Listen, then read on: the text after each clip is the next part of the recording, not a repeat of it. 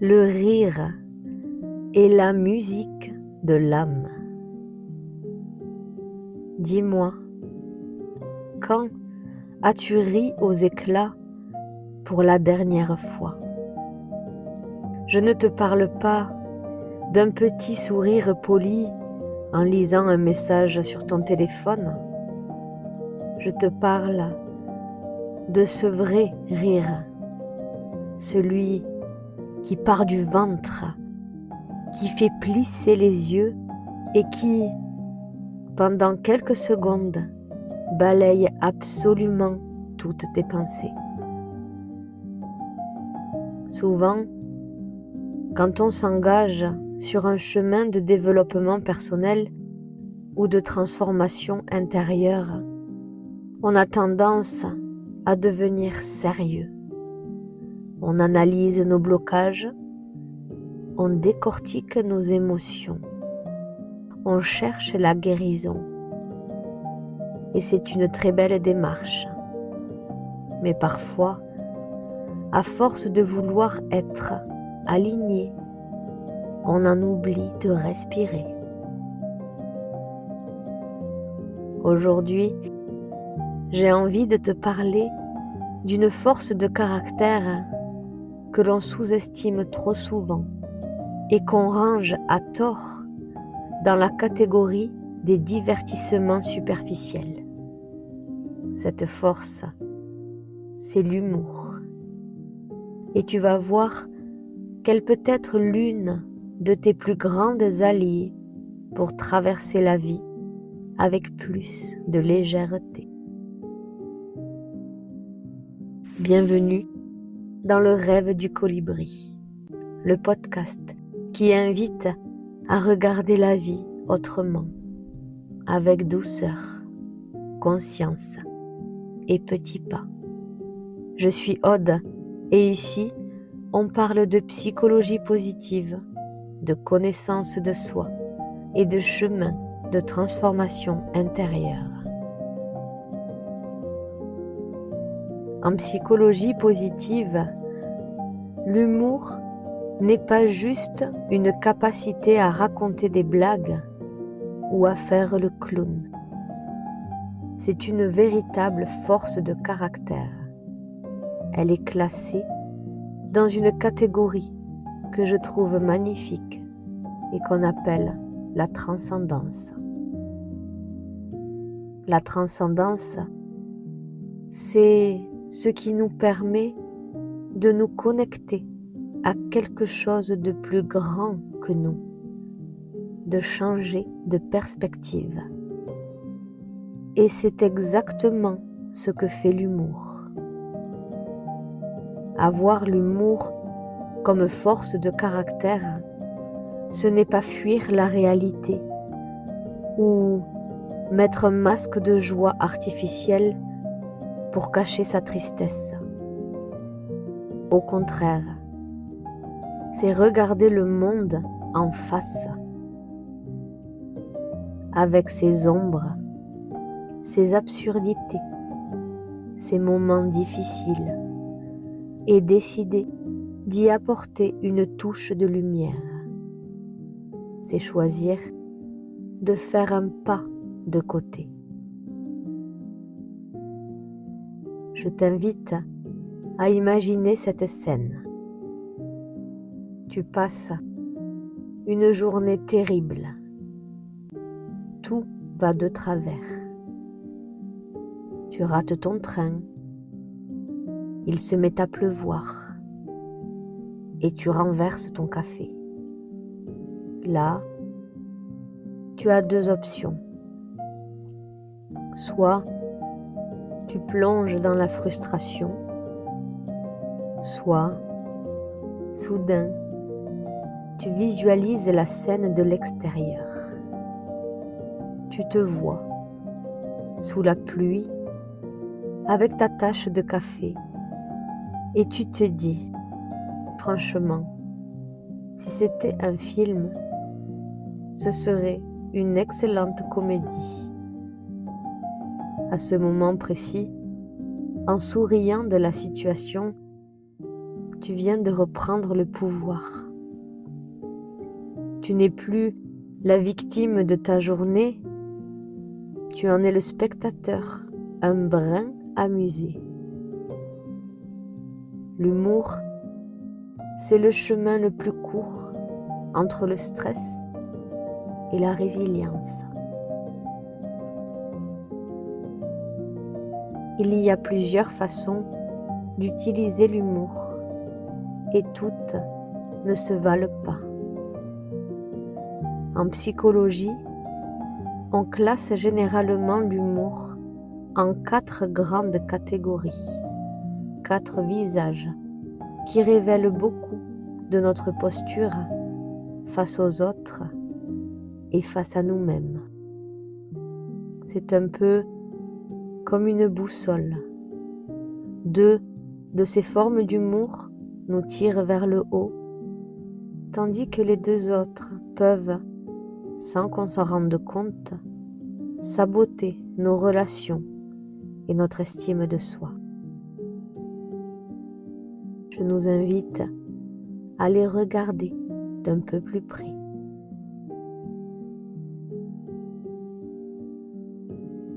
Le premier, c'est l'humour affiliatif. C'est l'humour du quotidien, celui qui rassemble. C'est l'art de raconter des anecdotes amusantes, de plaisanter sur des situations partagées sans jamais blesser personne. Son intention est purement positive. Faire du bien, détendre l'atmosphère et inclure tout le monde dans la danse. Si tu aimes raconter des histoires légères pour voir les visages s'illuminer autour de toi, c'est que tu maîtrises cette force. C'est le ciment de la convivialité.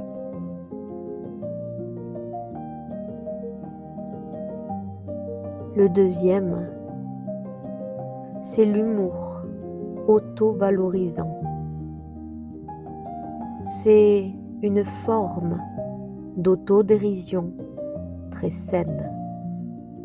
C'est cette capacité à regarder tes propres travers, tes maladresses ou les coups durs de la vie avec un regard tendre et ironique. Les personnes qui possèdent cet humour ne se laissent pas abattre par le stress.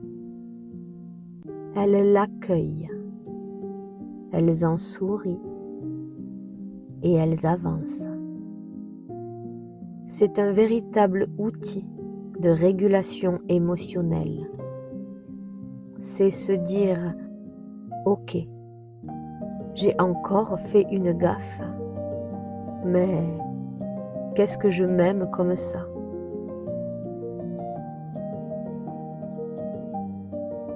L'humour a aussi sa face cachée, ses zones d'ombre.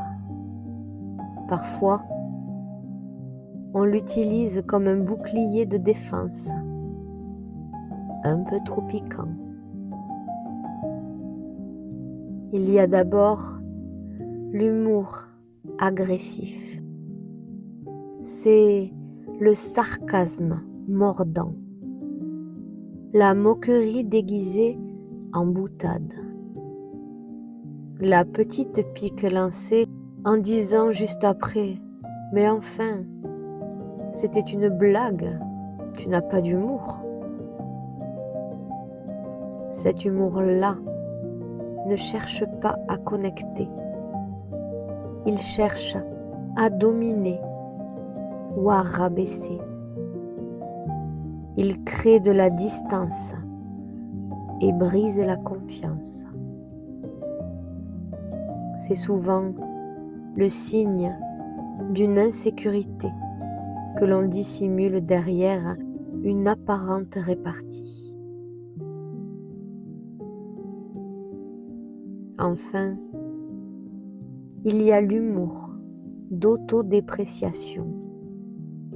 C'est le fait de se rabaisser soi-même, de devenir sa propre cible avant que les autres ne le fassent.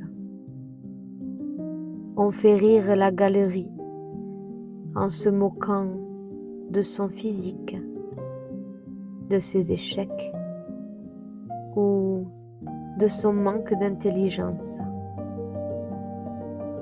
À petite dose, cela peut ressembler à de l'humilité, mais à la longue, notre cerveau intègre ces messages négatifs. C'est une manière de sacrifier une partie de son estime de soi pour obtenir l'approbation ou l'attention des autres. Aujourd'hui, je te pose la question, à toi qui m'écoutes, où se situe ton humour en ce moment? Est-ce qu'il guérit ou est-ce qu'il pique? Est-ce qu'il protège ou est-ce qu'il te rabaisse? Choisir l'humour comme force de caractère, c'est décider de cultiver consciemment les deux premiers. L'humour qui rassemble et l'humour qui nous pardonne nos imperfections. Savoir rire de soi, c'est le signe ultime d'une belle maturité émotionnelle. Parce que pour rire de ses propres travers, de ses petites manies ou de ses erreurs, il faut une sacrée dose d'amour et d'humilité. C'est accepter que nous ne sommes pas parfaits et que ce n'est pas grave du tout.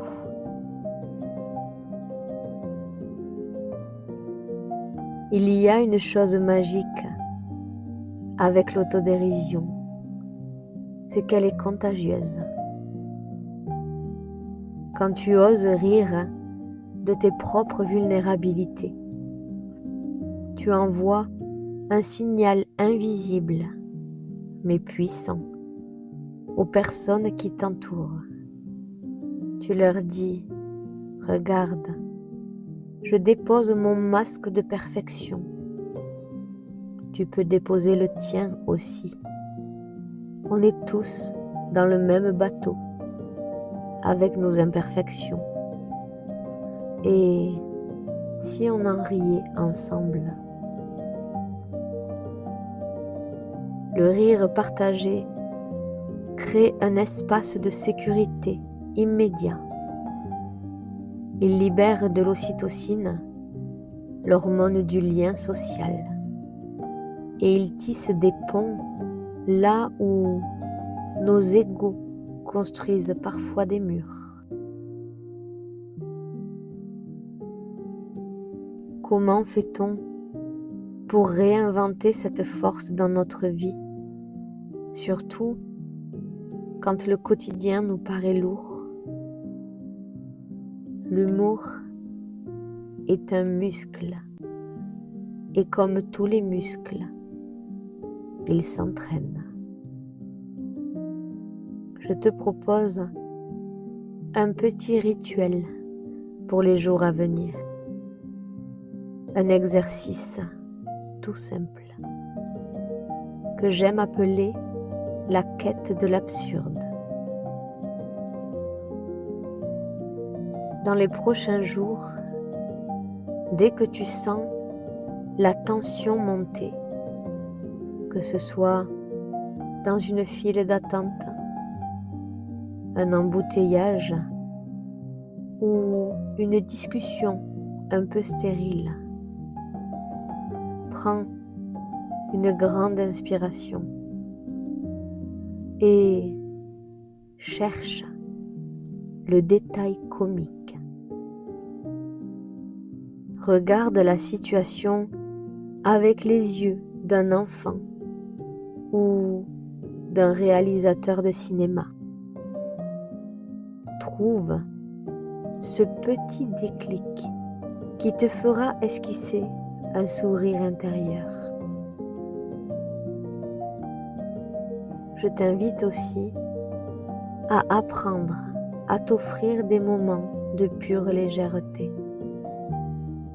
Regarde un film qui te fait rire aux éclats.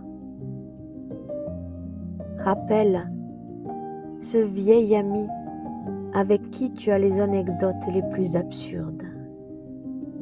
Ou autorise-toi simplement à être un peu plus spontané.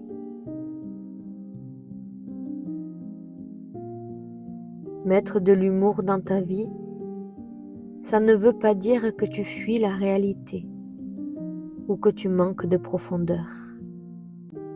C'est juste que tu choisis de guérir avec un peu plus de douceur.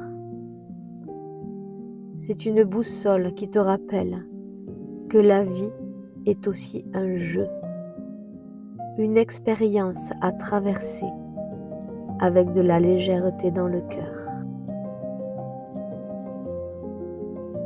Merci d'avoir partagé ce moment avec moi. Si cet épisode t'a fait du bien, n'hésite pas à le partager autour de toi pour semer un peu de légèreté. Si tu as envie d'échanger sur ce que tu as vécu pendant ton rituel, ou si tu ressens simplement le besoin de ne plus être seul, je t'invite à rejoindre notre communauté naissante de mamans sur WhatsApp. Un espace de douceur, d'échange et d'entraide. Un espace pensé comme une bulle pour toi. Reste bien connecté dans les semaines qui viennent, car dès le mois de juillet, le podcast évolue avec un tout nouveau format. Et d'ailleurs, si tu as envie d'aller encore plus loin, j'ai une proposition toute spéciale pour toi. Si tu souhaites participer à ce nouveau format, si tu as envie d'offrir ta voix ou de nous partager un bout de ton histoire, je t'invite à me contacter. Je me ferai une joie d'échanger avec toi et de t'expliquer comment tu peux, toi aussi, offrir ton vécu en cadeau à d'autres mamans. Tous les liens sont dans la description. Et n'oublie pas, l'humour est le chemin le plus court d'un homme à un autre. Alors, cheminons ensemble avec nos failles, nos transformations et notre plus beau sourire. Avec amour.